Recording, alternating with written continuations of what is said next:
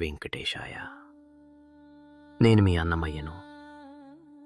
ఈ కలియుగ దైవం అఖిలాండ కోటి బ్రహ్మాండ నాయకుడైన ఆ శ్రీనివాసుని అద్భుత లీలలను దివ్య గాథలుగా మీకు వినిపించడమే నా ఈ చిన్న ప్రయత్నం. ప్రతి కథలోనూ నా స్వామి చూపిన ఒక మహా అద్భుతాన్ని మీరు తెలుసుకుంటారు. రండి, ఆ గోవిందుని లీలామృతంలో మునిగిపోదాం. ఈ వెంకటాచలంపై కాలు మోపితేనే జన్మ జన్మల పాపాలు నశిస్తాయి. అందుకు దేవతలు కూడా అతీతులు కారు. ఈ లీల వినండి. పూర్వకాలంలో దేవలోకపు రాజు ఇంద్రుడు భూలోకంలో ఒక బ్రాహ్మణునితో కలహించి అకారణంగా నిందించటం వలన ఆ బ్రాహ్మణుడు మరణించాడు.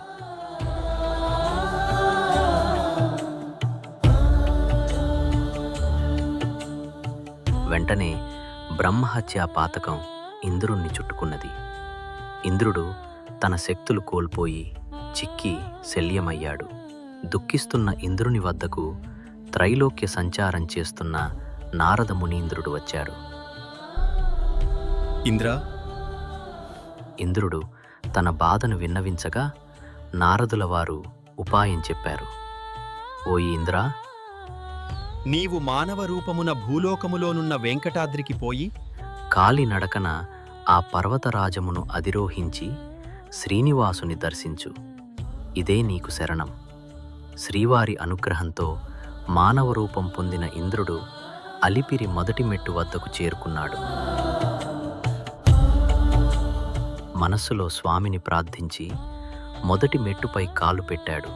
అంతే, శరీరమంతా ఒక్కసారి దివ్య తేజస్సుతో వెలిగిపోయింది. ఏదో అద్భుత శక్తి ఇంద్రునిలో ప్రవేశించినట్లయింది. ఓ భక్తులారా, ఈ దివ్యగిరులు ఎంతటి అద్భుతమైనవో అర్థమైంది కదా. ఇంద్రుడు చివరికి శ్రీనివాసుని దర్శించి ఎప్పుడైతే వెంకటాద్రి కాలినడకన ఎక్కి స్వామిని చేరాడో అప్పుడే తన పాపం నశించింది అని స్వామి మాట ద్వారా తెలుసుకున్నాడు. ఈ కొండ నడిచి ఎక్కితే జన్మజన్మల పాపాలు హరించి ముక్తి వైపు అడుగుపడుతుంది. చూసారా నా స్వామి కరుణ ఎంతటిదో. ఇలాంటి మరెన్నో అద్భుత లీలలను విని తరించాలనుకుంటే వెంటనే మన ఛానల్ని సబ్స్క్రైబ్ చేసుకోండి.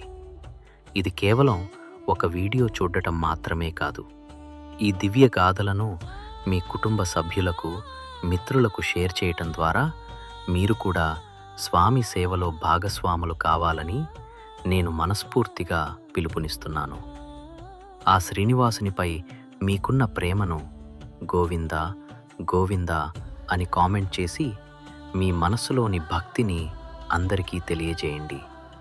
ఆ వెంకటేశ్వర స్వామి దివ్య మహిమను అందరికీ పంచుదాం. సకల శుభాలు పొందుదాం.